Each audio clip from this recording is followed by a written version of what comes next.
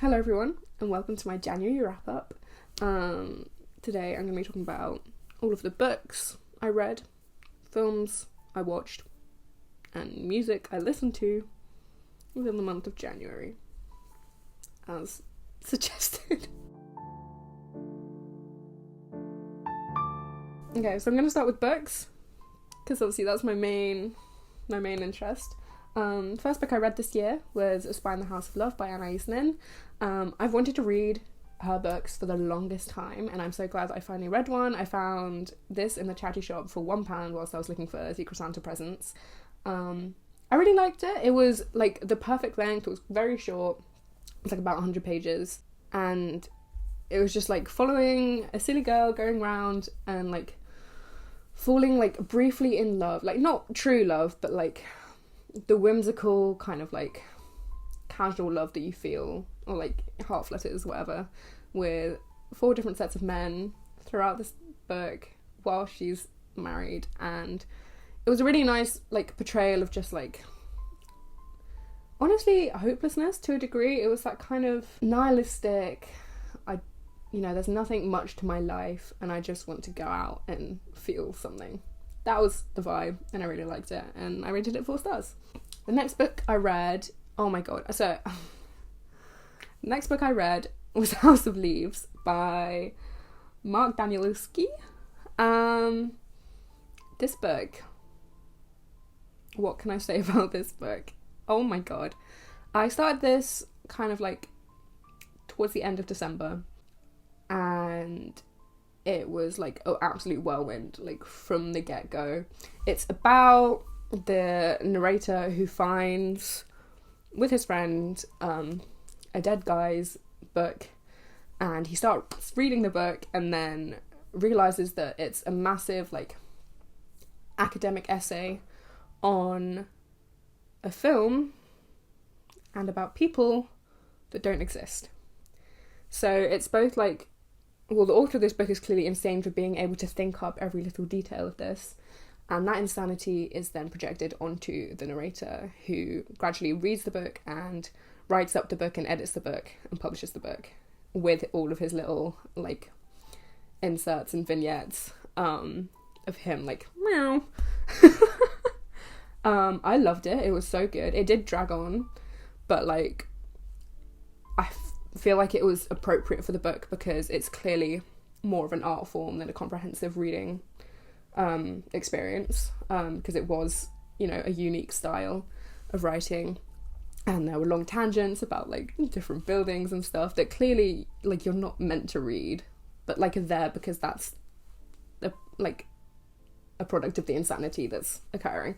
That was really good. That was 4.5 stars. And the next book I read, or the next 2 books I read, were part of the 24-hour reading challenge I did with my friend Katie in the last video.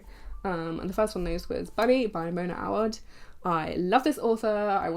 I think she's got another book out that I haven't read, and I think another one's coming out this year, and I want to read both of those because I clearly really like her writing style. This book was 5 stars for the sheer braveness of the content. It didn't feel like it was too long. It was like the perfect length book, perfectly paced. It's listed as a horror, I think, about a girl going to university where there is a cult that basically turn bunny rabbits into men so they can have sex with them. It's a very literary book, as in it's focused around the books these girls in the cult are reading. It crosses different grammatical structures to show how the drugs and the obsession and the cult environment is impacting the narrator, and it was just so good. And then the twist at the end, I just did not see it coming, and I had like the weirdest experience reading it. It's by no means the best book ever written, but in terms of like how I felt whilst reading it and the overall experience of reading it, 5 stars. And then the next book I read was Mona by Pola oloixarac. I have been wanting to read this for so long. It was another insane girly book. And like I mentioned in my last video, I was very disappointed by it. I don't know if this is like, I don't know if that was influenced because it was right at the end of the 24-hour readathon, or if it, like, I just genuinely didn't like it. But overall, it wasn't what I was expecting, and maybe that's a biased review, but it meant that I didn't enjoy it as much. Can't even really remember what it was about. It was a woman, I think, going to accept a literary award in some random place with a bunch of other writers, and she just talks to all of them, and then something weird happens at the end, and it's just like, okay. I don't know, but I was upset with it. 2.5 stars, because it was still, like, you know, it's still, like, a good book. I still enjoy it. Like, the content is what I would have liked, but something about the plot just didn't really add up for me.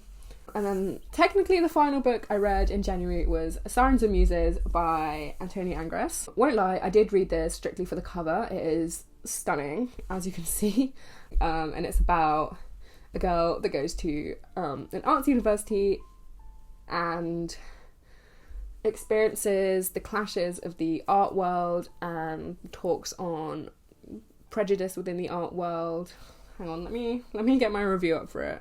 So I described it as a delightful commentary on the hypocrisy and double-edged swords of the art world, and how different characters from different backgrounds interact with it, and the question of whether pain and struggle can negate privilege. Because a lot of the characters in this book were definitely going through some form of, like, suffering, whether that was at the hands of their parents or, you know, like, stress about their future. Because obviously there's a crossover between the art world and nepotism, and so it's so much easier for, obviously, people who already have a lot of money, or whose parents have already invested in loads of artwork, and people who can be signed up to, like, art classes, or the networking that is required to succeed. Is a lot easier for people who come from a, like, rich background. And so our narrator is not rich by any means, and has to contend with that when she meets different people, even potentially falls in love. We've got a little bit of a wallower romance in this book. I really liked it. It follows several different characters who are all interlinked, and you find out how they're all interlinked, but it's not in, like, a confusing way like the next book I'm going to talk about. Yeah, it was really good. Sirens and Muses was 4 stars. And then the next book I read in January, which I'm going to say is the next book I read because I think I'm going to DNF it, was The Savage Detectives by Roberto Bolaño. I hate how English I pronounce that, but we're going to roll with it. I really thought I'd like this book, but the blurb honestly was misleading.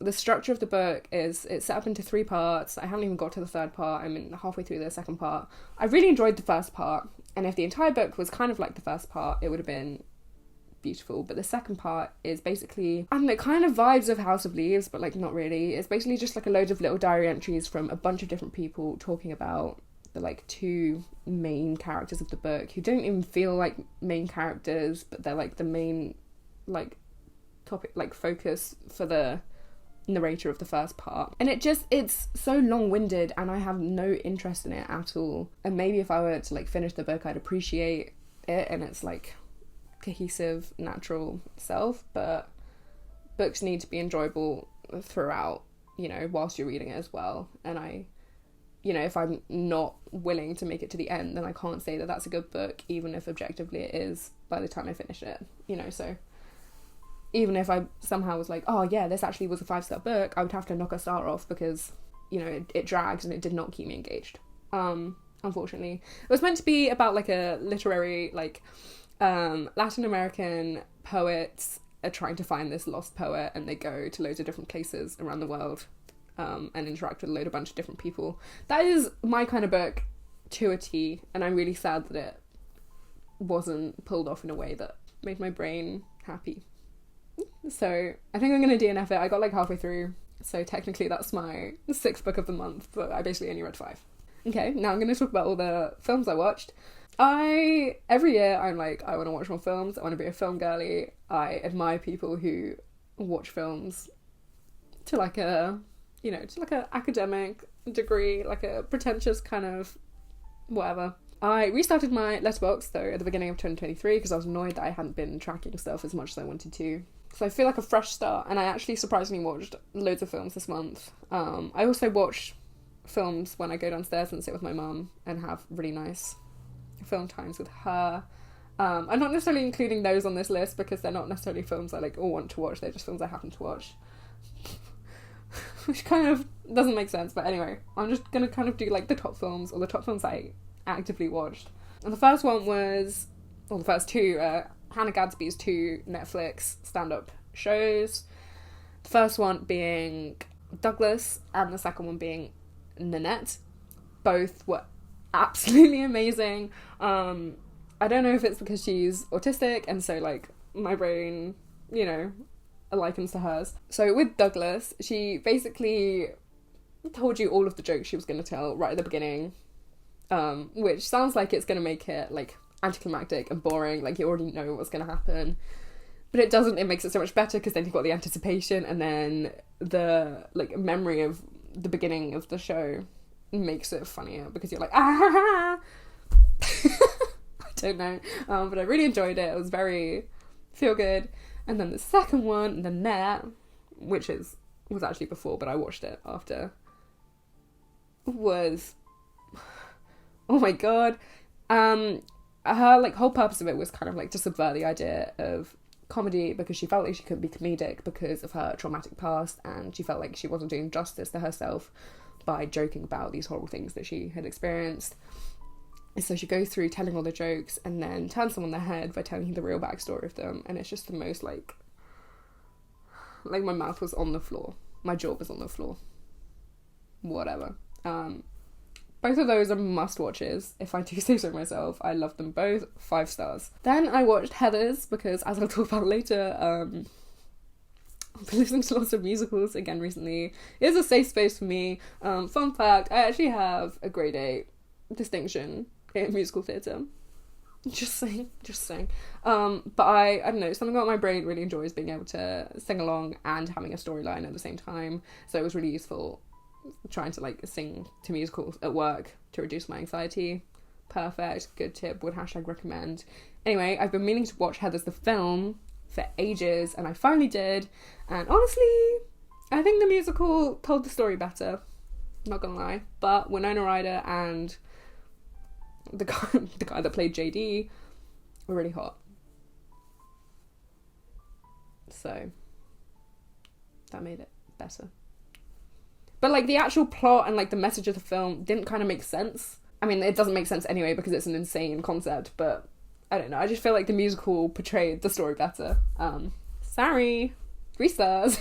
Then I watched 500 Days of Summer. Oh my god, this was like on a whim, like I wasn't really intending to watch this, and then I did one evening and it made me feel so much better. I don't know why, because it's a very sad film, but it was just a very real kind of portrayal of like falling in love with someone and then being upset when it doesn't work out. Like visually it looks like the kind of film that should be kind of like a cringy chick flick, rom-com, whatever, but it wasn't. The editing of it was beautiful. I really enjoyed the different styles of like shots and the storytelling going from back to front, and then front to back and then back to, you know, whatever, and something about seeing it from a guy's perspective, because, you know, I forget that guys actually feel romantic sometimes.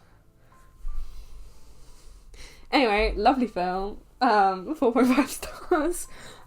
Very feel good but also sad. Then I watched Beautiful Boy, courtesy of Persuasion by my friend. I was expecting to like this more than I did, but it was still 4 stars because it was like objectively a good film. And any film that has Steve Carell as a father and Timothée Chalamet as the son is naturally going to be amazing anyway. It was sad, heart-wrenching, something about parent-child relationships portrayed on screen absolutely just ripped my heart out, because it's just a series of misunderstandings but in a very specific way. It's all about the son's drug use and the father trying to understand why he does it and if he can stop him, and it's just a very complicated journey and discussions of relapse and why people relapse, etc, etc. Then I watched Good Will Hunting with Matt Damon and Robin Williams. This film was beautiful. It's basically this guy is super smart and he's sent to therapy because a teacher finds him being really smart and is like, you're amazing but you're also a twat, so please get help. That's by no means the best way to describe it, but you know, we're going with it now. It was beautiful, it was heartwarming, the relationship the Damon and William's characters had on screen was insane, and just like trying to get this kid to like open up about his struggles and his childhood trauma, and trying like having someone who is fully willing to listen.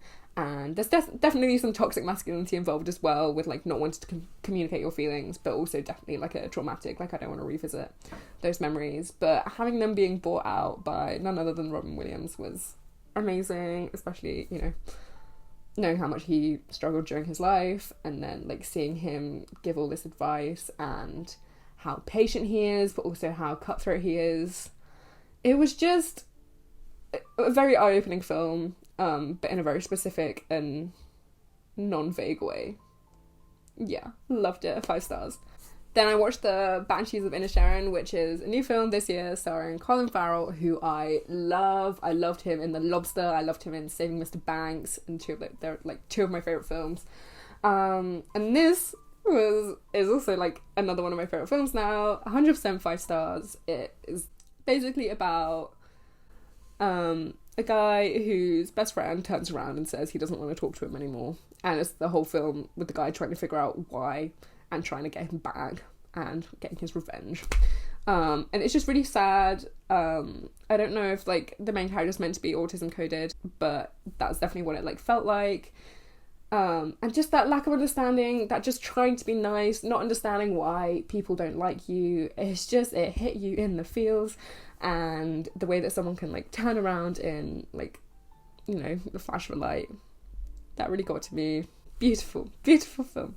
And then finally I watched Everything Everywhere All at Once, which is another 5-star film. I definitely need to watch this again to fully understand it and comprehend everything that it was trying to say. And potentially that means that it shouldn't have been a 5-star film, because I feel like you should be able to understand films on first watch through, but it was also clearly a very artistic film.